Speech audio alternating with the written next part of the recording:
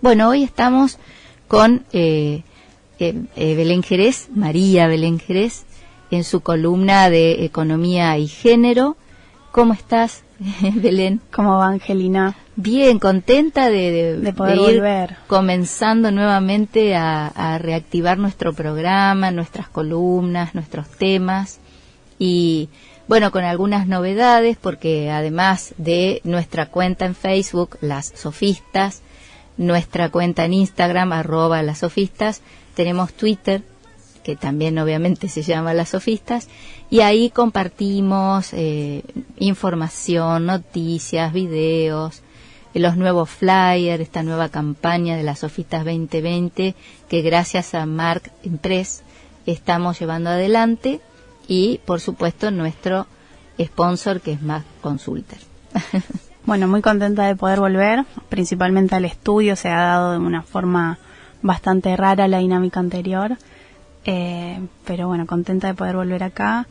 Y hacía mucho que no nos veíamos, hacía mucho que no se hablaba de economía en Las Sofistas, si bien no traje algo específico o teniendo que ver con lo que anteriormente leíste. Se podría hablar de las políticas en otro momento con las que Eva contribuyó en sus solo 7 años de acción política. Sí.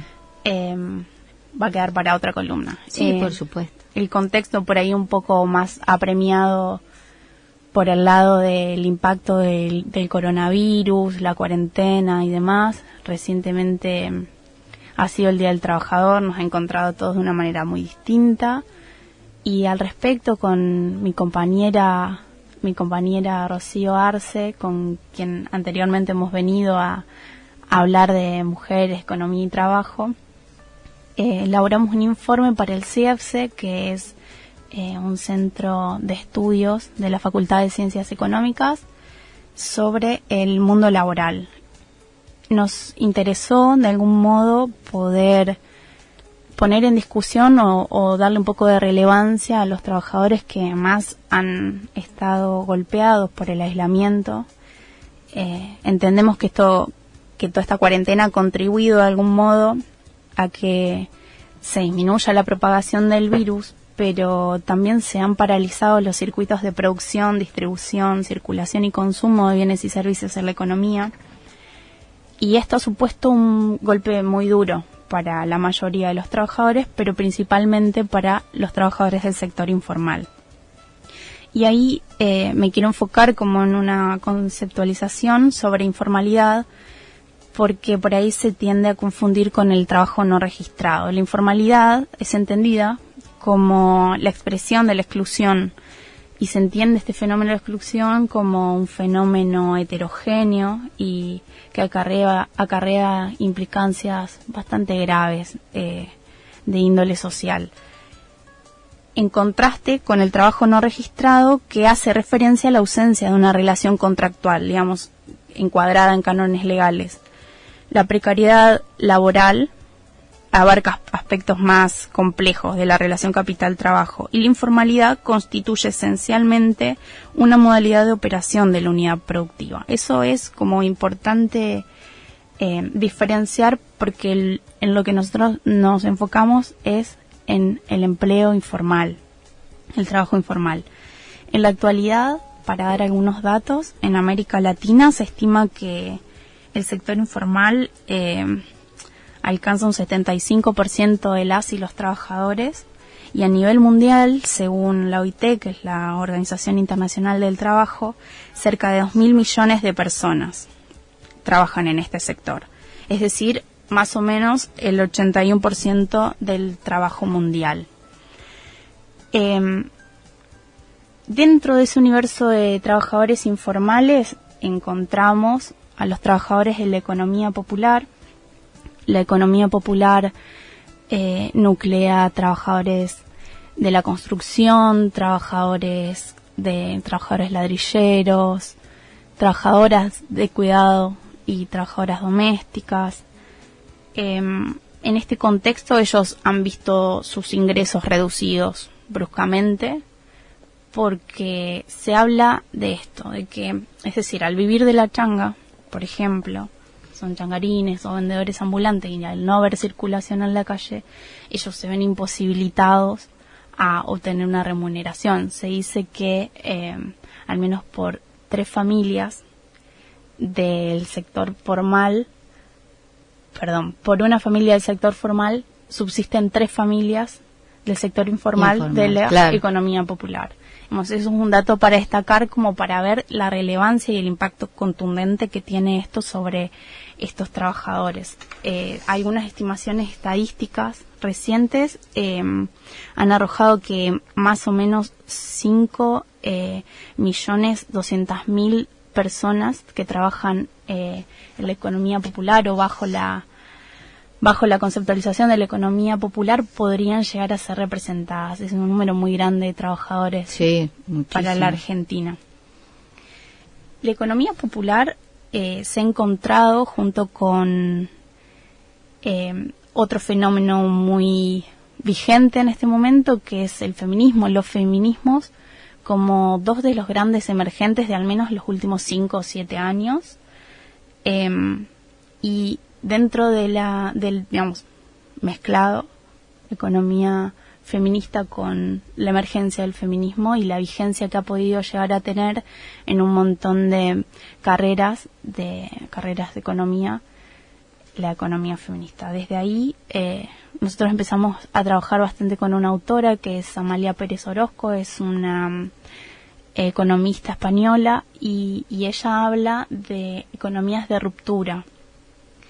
Y dice economías de ruptura en el sentido de que conforman nuevos cuadros conceptuales y visibilizan lo que otros paradigmas no. Entonces, adentro de estas economías de ruptura entrarían la economía popular y la economía feminista.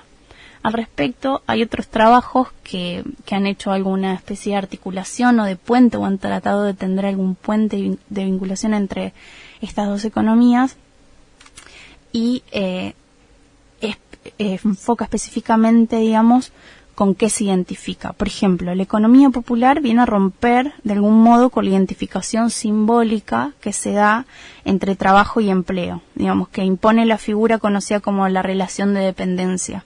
Y la economía feminista rompe de algún modo con la identificación simbólica trabajo-salario. En economía feminista hablamos mucho del trabajo doméstico y de cuidados no remunerados, entonces ahí viene esa ruptura. Entonces, de algún modo cuestionan la hegemonía que invisibiliza a las mujeres y que niega principalmente la relevancia económica.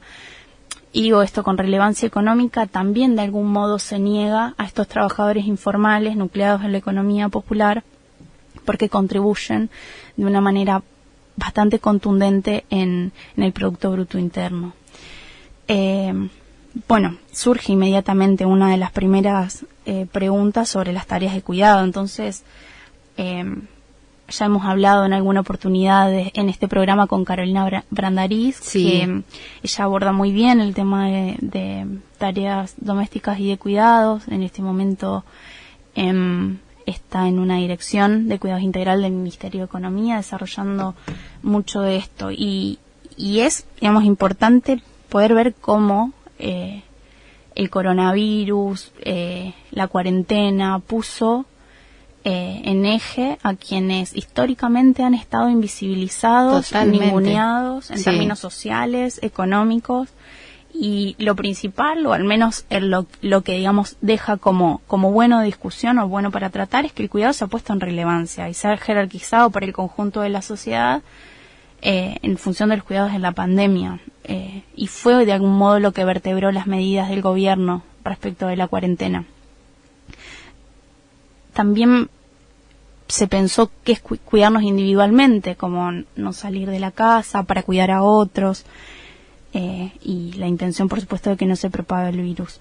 Esto puso en crisis la forma en la que se organiza el cuidado socialmente en términos históricos, porque la cuarentena supuso que no haya instituciones que cuiden a los chicos, por ejemplo, que la escuela no está para cuidar, para enseñar y educar a los niños, como si bien se han elaborado medidas para hacerlo de modo virtual, la presencia ha marcado, de algún modo, puesto en relevancia el cuidado y la importancia de esas instituciones.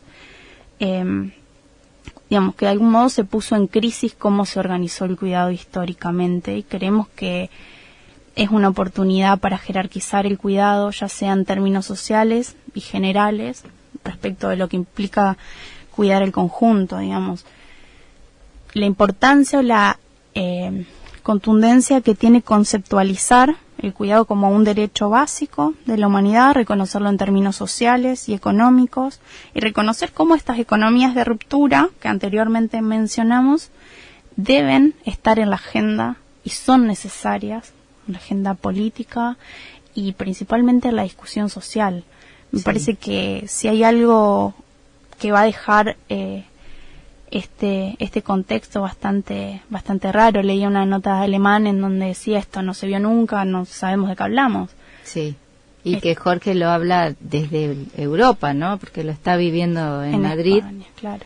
Y por supuesto él hace análisis globales, pero está viviendo en un país donde ha tocado fuerte esta pandemia y realmente para ellos es toda una dificultad.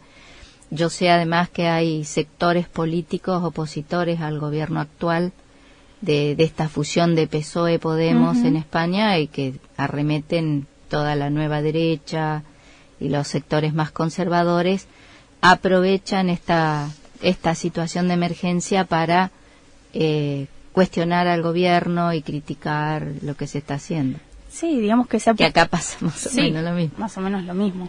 La importancia del Estado, como vemos el caso de Brasil, como un Estado, digamos, la decisión política de personas que están de turno, entre comillas, pueden determinar la situación y marcar en términos históricos la cantidad de mortalidad que hay. También creemos que, digamos, emergió el rol del Estado, la importancia del rol del Estado y la intervención del Estado, cómo afloran las discusiones sobre el cuidado en términos mundiales. Se habló mucho también del salario universal, son discusiones que se están dando en todo el mundo, también de un impuesto a las grandes fortunas. Entonces, creemos que es un momento muy interesante y que compromete de algún modo a quienes tenemos la posibilidad de acceder a algún mecanismo de comunicación o información, o hacer llegar de algún modo algo de lo que venimos trabajando. No podemos quedarnos atrás. Y bueno, me parece que estaría bueno seguir reflexionando sobre esto. Va para largo, creemos. Así que sí, yo estoy pensando muchas cosas que las pienso, son reflexiones de un tiempo a esta parte, con respecto a que nos está faltando un nuevo discurso en el ámbito de la política económica, la política en general, porque seguimos utilizando términos como fascismo, comunismo, nazismo. Hace muchos años una psicoanalista maravillosa, Diana Rabinovich, decía: ¿a quién le ponen hoy el uniforme nazi? Porque inmediatamente surgió esta idea de poner el uniforme nazi a cualquier político en el mundo con el que se estaba en desacuerdo. Y eso genera un malentendido que no nos permite hacer una evaluación de lo que nos acontece. Entonces, creo que tendríamos que ir pensando nuevas categorías de análisis, nuevas formas de pensar lo que nos pasa a nivel nacional, a nivel global, regional, tener otras miradas geopolíticas, porque obviamente esta pandemia trastocó todos los órdenes, y vemos también las diferencias de cómo cada país reacciona ante esto, las medidas que se toman, y es un desafío muy importante, muy grande, porque, bueno, ayer alguien en esas discusiones que tenemos amables siempre en Facebook, me decía que el peronismo, el primer peronismo, había sido neofascista. Entonces eso es imposible, que en la década del 50 se pudiese dar el neofascismo, porque en todo caso, si existe un neofascismo es ahora, no puede darse al mismo tiempo un fascismo y un neofascismo, es Sí, decir, claro. es algo que... Pero bueno, hay que debatir con elementos, hay que leer, hay que informarse, y creo que esas categorías son grandes obstáculos epistemológicos o obstáculos en general para pensar lo que nos pasa, para pensar la actualidad y la realidad, ¿no? Hay que romper un poco con la idea sostenida, esta idea gramsciana que dice lo viejo que no muere y lo nuevo que no nace. Hay que hacer nacer lo nuevo de una vez. Sí, porque era una forma en que Gramsci planteaba estos momentos de transición. Porque la pandemia está marcando un momento de transición. Ya de hecho hay quienes están hablando